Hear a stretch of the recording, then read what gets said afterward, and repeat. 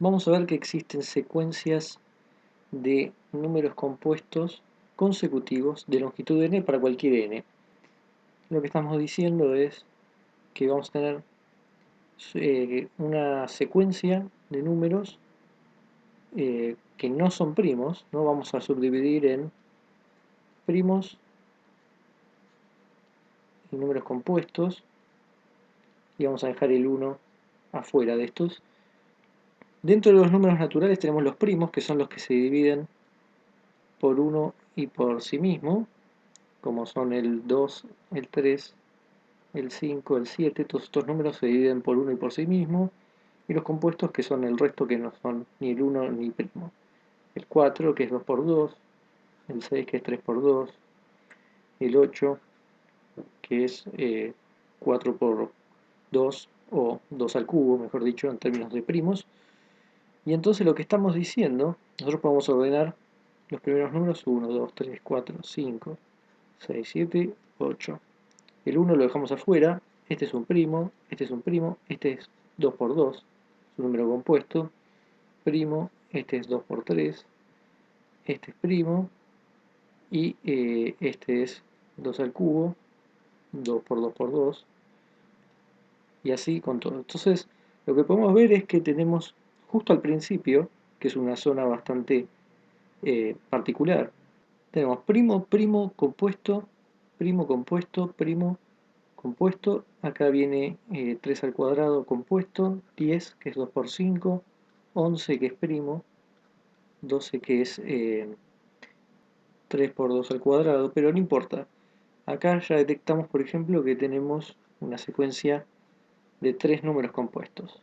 Y lo que estamos diciendo es que podemos ver que hay secuencias de números compuestos, como esta que está acá, pero que tengan longitud n, o sea, la longitud que uno quiera, para cualquier n, o sea, decí el número que quieras y existe en algún lado de los infinitos números naturales un lugar donde hay eh, una secuencia de números compuestos que de longitud n.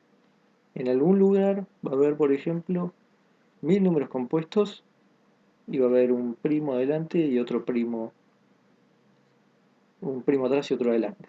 Y lo mismo, 1.000.000. Pueden haber 1.000.000 de números compuestos y un primo atrás y un primo adelante. Vamos a ver por qué es esto. Para no confundir, hay que aclarar, acá estamos diciendo que hay 1000 números, o sea, entre P y P', acá hay 1000 números. No puse el 1000 como para ejemplificar, pero hay 1000 números y acá hay 1.000.000 de números. Y uno puede meter cualquier cantidad de n en el medio de números compuestos entre dos primos. Antes una observación que podría parecer decisiva, pero no lo va a ser tanto, que es que hay infinitos números primos.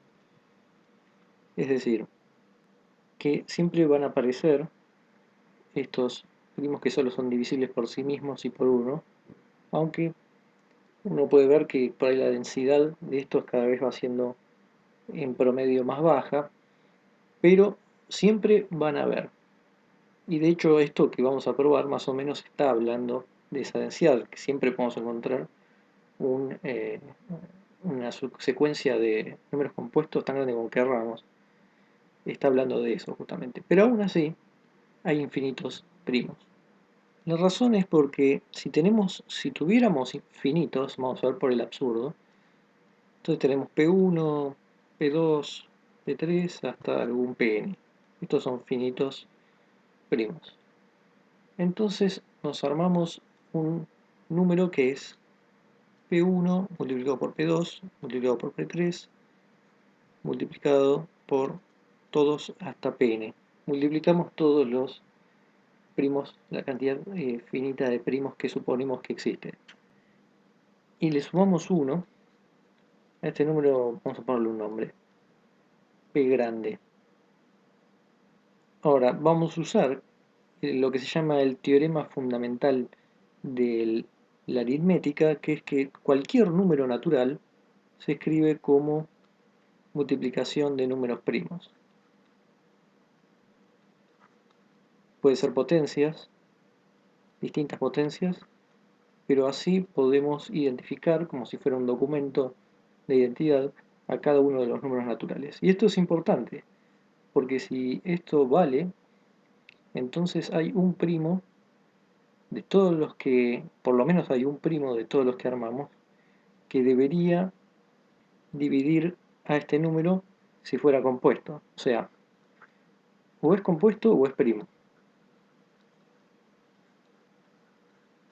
Pero vamos a ir primero porque sea compuesto, porque si es primo, entonces está yendo en contra de que hay finitos, o por lo menos hay esta cantidad finitas de primos, Pn. Así que vamos a suponer que es compuesto, y si es compuesto, por lo que dijimos, existe alguno de estos primos que debe dividirlo, uno de ellos. Puede ser cualquiera, pero el problema que tenemos es que este no puede dividir a este número, porque tendría resto 1 la división. Cualquier primo de estos divide a la multiplicación, y tiene resto 0, es divisible. Simplemente lo podemos pensar como que cancela 1, o sea, eh, si todo este número lo llamamos C, entonces lo que estamos diciendo es que ese C es PI por otro número que llamemos X, que en el fondo es todos los otros que estamos multiplicando, ¿no? Si PI fuera P1, entonces este X va a representar todos los otros. Que sea divisible es básicamente eso, que no tenemos resto, que simplemente este C se escribe como multiplicación de estos dos números. Pero este no tiene resto, pero cuando le sumamos 1, ahora pasa a tener resto 1. Que tenga resto significa que no es divisible en el fondo. O lo podemos pensar también como que va a dar un número con coma. Entonces, automáticamente, si todos los primos que tenemos no alcanzan para dividir a este, entonces debe haber uno más. Ahí ya estaríamos en el absurdo de suponer que eran esta cantidad. El mismo eh, razonamiento, si uno dice, bueno, pero hay otro más, se agrega y eso obliga a que aparezca otro más y así al infinito. Automáticamente no pueden haber finitos primos, hay infinitos y por supuesto que es una demostración no constructiva, no nos dice cuáles son, pero sí nos dice que hay infinitos primos. Volvemos entonces a lo que queríamos ver de la secuencia de números compuestos. Vamos a tomar la siguiente secuencia. N más 1 factorial más 2, n más 1 factorial más 3, n más 1 factorial más 4, así hasta llegar a n más 1 factorial más n más 1. Acá tenemos la secuencia de vuelta, está en términos de n, así que podemos elegir cualquier n. Y recordemos n factorial es igual a n por n menos 1 por n menos 2 hasta los últimos números, 2, 1. Es decir, 5 factorial, por ejemplo, es 5 por 4 por 3 por 2 por 1. 1 factorial es 1 y 0 factorial es igual a 1. Estos son simplemente algunas convenciones. Pero lo importante de estos números es que esta secuencia es de números compuestos.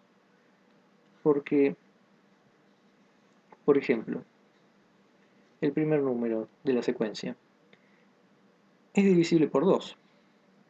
Porque este número es n más 1 factorial, es decir, vamos a tomar un n suficientemente grande, ¿no? N factorial es n más 1, n menos 1, vamos a tomar los últimos 3, 2, 1.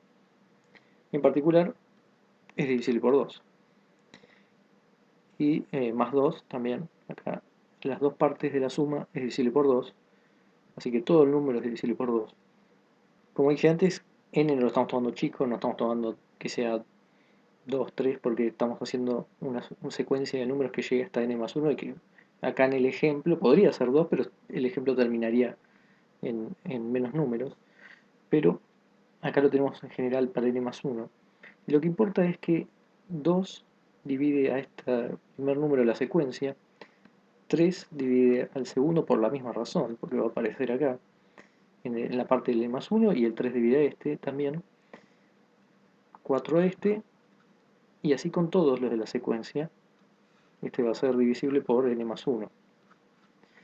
Y lo que importa es que son números compuestos. Esto es una secuencia de números compuestos. Empieza en este número y siempre le va sumando 1 y llega hasta este, y es una secuencia de n números. Una observación es por qué estamos diciendo que, en el caso por ejemplo de n más 1 factorial más 2, estamos diciendo que 2 divide a ambos y divide a cada uno.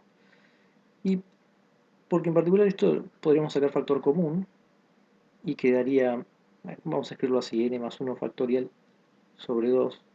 Pero esto es un número natural porque simplemente estoy sacando el 2 entre toda la multiplicación, nada más una anotación.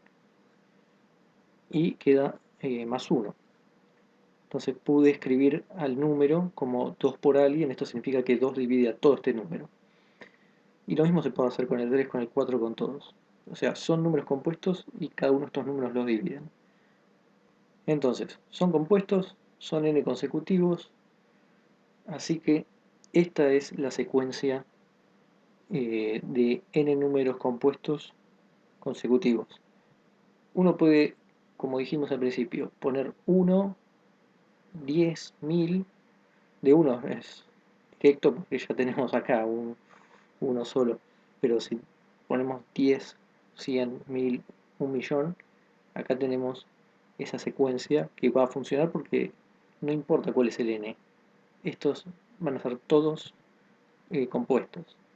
Por ejemplo, si tomemos 4, n igual a 4, vamos a escribirlo, n igual a 4, entonces vamos a tener 4 más 1 factorial más 2, pongamos ya directamente, va a ser siempre 5 factorial. 5 factorial más 3, 5 factorial más 4, y el último, ya vamos directamente al último, que es 5 factorial más 4 más 1, o sea, 5. Ese es el último. 5 factorial más 5. Acá tenemos 4 y son compuestos, pero vamos a decir exactamente quién es. ¿Quién es 5 factorial? Es 5 por 4 por 3 por 2 por 1. Acá tenemos 6, 6 por 4, 24, y 24 por 5 es 120. Por lo tanto, 120 más 2, 122, 123, 124, 125. Por supuesto, esto no significa que sea ni el único ni el primero, pero estamos diciendo existen, y acá tenemos el ejemplo explícito para una separación de 4. Lo mismo podríamos haber hecho para 5 o 6 y sale de esta forma. Para cualquier número n vamos a tener esta cantidad de números sucesivos compuestos, donde el siguiente no estamos tampoco diciendo nada sobre el siguiente. Cuando hablamos acá, esto es algo que lo peor que podría pasar, es que aparezca otro primo. Pero en principio no estamos diciendo que el que siga sea primo o no, o el que estaba antes sea primo o no. Podría pasar que no, pero en principio esto nos asegura que el n que queríamos de esa cantidad va a haber. Acá se ve claramente, el 126 es divisible por 2, así que siguen los compuestos. Y en el caso del 121 es 11 por 11, 121, así que también es compuesto. Entonces podría ocurrir o no que sean compuestos o primos, pero siempre es importante esto que tienen los teoremas de existencia. Nos está asegurando, y en este caso podemos inclusive decir que es constructivo, nos está dando el ejemplo. Por ahí, como ya dijimos, no es el primero, pero nos está diciendo cuáles son. Y entonces, para cualquier n podemos generarnos esto, para comprobar efectivamente nuestra secuencia de números consecutivos compuestos, que eso es importante.